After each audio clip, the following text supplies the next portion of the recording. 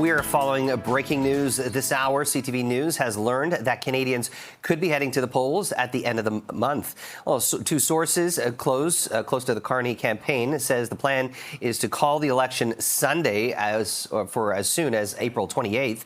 A final decision on whether Election Day will occur on April 28th or May 5th has yet to be made, but will be made shortly. It is widely been expected that Prime Minister Carney would call an early election after winning the Liberal leadership earlier this month. Well, Sunday would be the last possible day he could call an election because the House of Commons is set to resume sitting on Monday.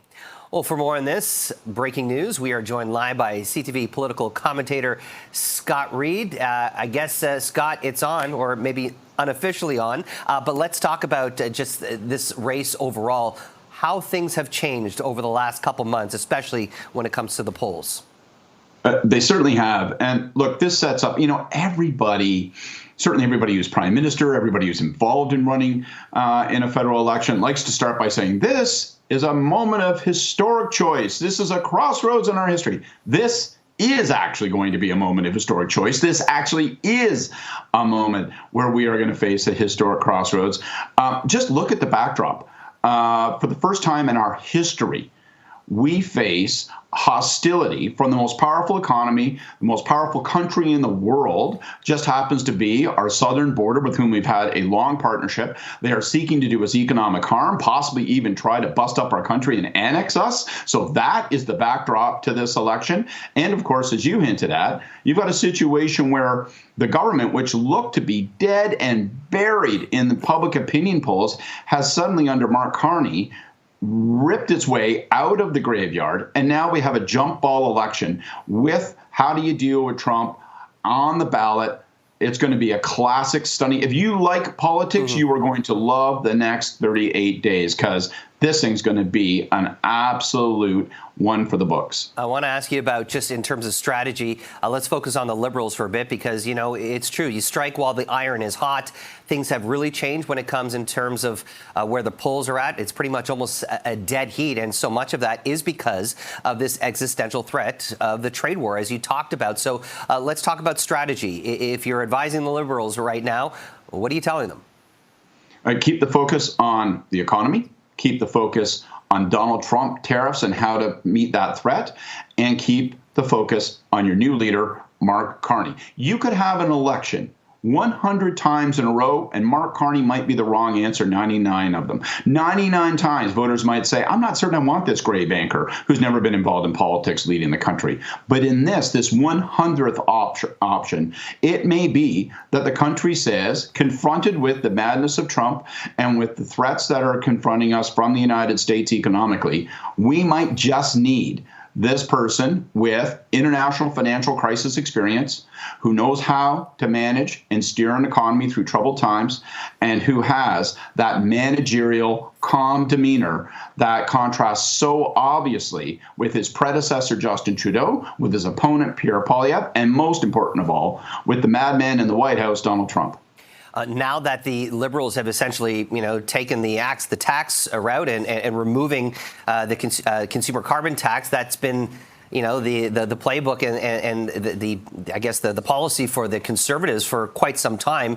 What do you do if you're the Conservatives now? How do you shift the focus away from, not just Donald Trump, which obviously needs to be a focus of this, but also the mounting other crises that are affecting our country? How do you advise the Conservatives in this situation? They face a stark choice. There's one of two routes. And they may be correct when they say that, look, the Liberals are looking for a fourth majority government. We've seen the polls pop up on a temporary basis in the past before when a longtime government has elected a new leader. So the laws of political gravity will reassert themselves. It's time for a change. We need new leadership. The Liberals can change the paint, but they can't change the chassis. And so let's focus on it. That's option number one. It appears to be more or less where they are focused right now. The other option is to say, there's no debating it. The issue is which leader is best positioned to lead Canada through this trade war with Donald Trump, and they have to do a better job of maintaining that Pierre Poilievre is the right man for that moment. And so far, you can see them struggling to adjust to this new issue and new terrain and new political landscape. And I think probably there's no small amount of frustration on their part that they've seen a 26-point lead in the polls just vanish.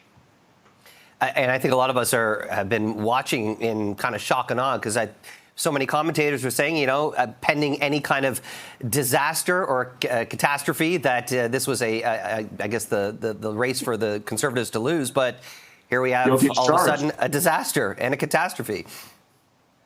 Oh, well, that's right. And I mean, and that is the fundamental reality, whether you like it or not. Sometimes you just have to adjust to change. And, the Conservatives are going to have to either prove that they can muscle this election back into a referendum on the incumbents and on the need for change, or demonstrate that they can win the argument that they are best positioned to take on Donald Trump and this threat of tariffs. Right now, the challenge for them is that Canadians are telling us two things in public opinion polls. One, that the issue that they care most about and that this election will be decided upon is how to deal with Trump. And two, they believe that Mark Carney is better positioned to answer that threat. The Conservatives, in my view, before April 28th, are going to have to fix that problem. Because I guarantee you this, the person who is seen by Canadians as best able to manage the threat of Donald Trump on April 28th will be the person who wins the election. I'll close off this interview by quoting the great Apollo Creed at the end of Rocky III. Ding, ding, it is on. Scott Reid, it's always great to chat. Thank you so much.